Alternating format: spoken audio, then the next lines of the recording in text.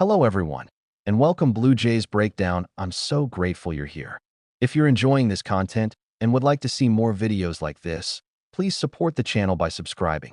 Things just took a scary twist. And folks, quite frankly, this is quite the interesting development. As following what has been a pretty healthy spring training, albeit short, thus far, we have an update surrounding the Jays and Ricky Tiedemann that is not only slightly concerning, but changes the outlook as we look at the rest of spring training. But not only that, we also have an interesting turn surrounding Trey Yesavage as a new report has dropped surrounding him and his workload going forward, which reveals the truth behind why the Jays are holding so many starters, as Trey Yesavage may not be ready to throw as many innings as fans initially thought. Ton to go over today, as well as a few other updates following yesterday's spring training game. But before we get into it all, and there's a lot to go over, make sure to hit that subscribe button. About 70% of you who are watching right now aren't subscribed. Ladies and gentlemen, you guys have been absolute beasts to support, but let's dive right into it. There's a lot to go over today, from Trey Yesavage to Ricky Tiedemann.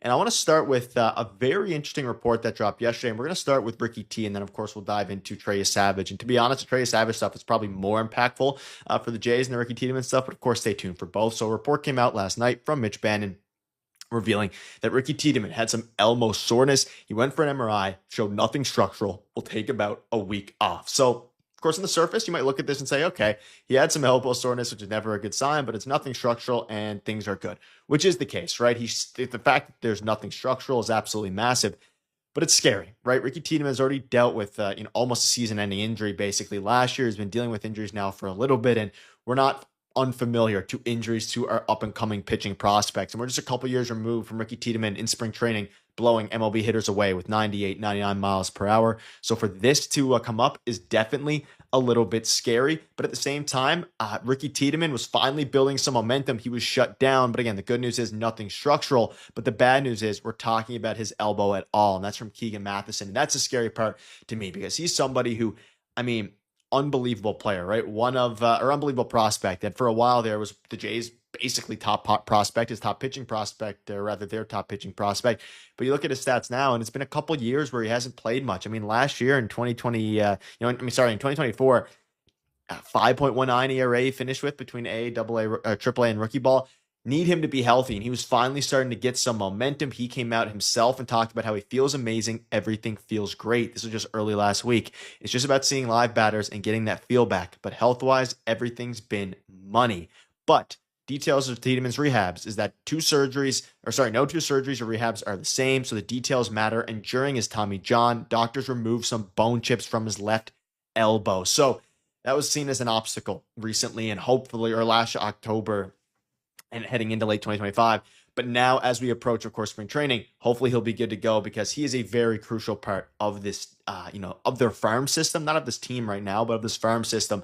And I just want to see what he can do healthy, right? Because he hasn't been able to be healthy for a while now, and hopefully he can lock it in soon, because we all want to see Mr. Ricky Tiedemann available and throwing absolute gas, and even available out of the potential bullpen there, which is something that the Jays, I think, envision him surrounding his role going forward, potentially as a starting pitcher as well. But I digress. Some scary news, but we also got some big news on Trey Yesavage. This one is massive here. It's a huge development. Trey Yesavage is still around a week away from pitching in a Grapefruit League game, as the Blue Jays continue to build him up deliberately following a considerable workload and jump in 2025. So, of course, we do know he pitched a ton, especially between all the leagues. He soared up from A ball, low A to high A to World Series, Game 6. But Yesavage is throwing a side session Tuesday, and his next mound work is scheduled to be a live BP. So the reason this is notable is because they're being very cautious with their workload, and I think a lot of people didn't realize, and Chad Davidi hinted at it in his article, and Keegan Matheson hinted at it in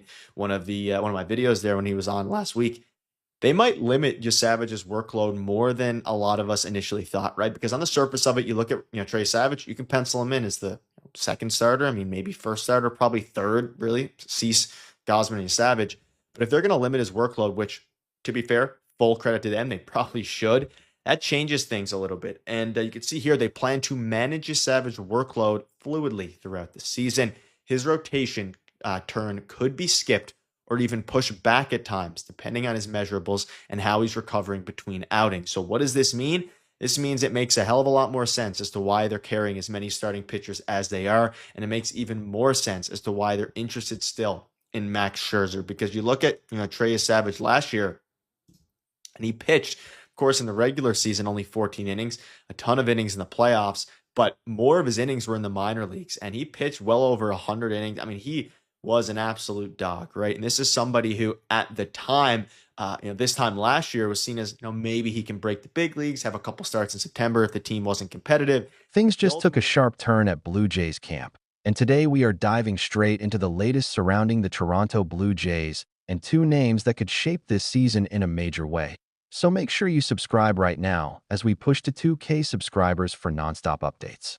After that huge development, welcome to Blue Jays Breakdown, the home for every update on the Toronto Blue Jays. And I need you to help this channel reach 2K subscribers because I bring you all the latest news right here on Blue Jays Breakdown. Let's get directly into it. A new report revealed that Ricky Tiedemann experienced elbow soreness and underwent an MRI.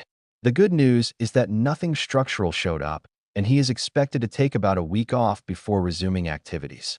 That is relief on the surface, but any mention of elbow discomfort instantly grabs attention, especially for a young pitcher who has already battled injuries in recent seasons. Tiedemann had been building momentum. He recently spoke about feeling strong and healthy, focused on facing live hitters and sharpening his command. Now, this minor setback pauses that progress. Doctors previously removed bone chips during his Tommy John procedure, and every rehab process carries its own timeline. The organization is clearly being cautious, knowing how important he remains to the farm system and the long-term pitching depth. He once lit up spring radar guns touching the upper 90s and looked destined for a fast track. Since then, limited innings and inconsistent availability have slowed that climb. The priority now is simple: get him healthy, keep him steady, and avoid rushing anything that could create a larger issue down the road. Now shifting to the bigger immediate storyline involving Trey Yesavage. He is about a week away from pitching in a Grapefruit League game as the team deliberately builds him up. After a heavy workload last year across multiple levels, the Blue Jays are carefully managing his innings heading into this season. Yesavage is fully healthy. There are no injury concerns. However, the club plans to monitor his workload throughout the year. That means skipped turns, adjusted schedules, or flexible rotation spots, depending on recovery and performance metrics. This explains why the Blue Jays are holding on to extra starters and exploring additional pitching depth.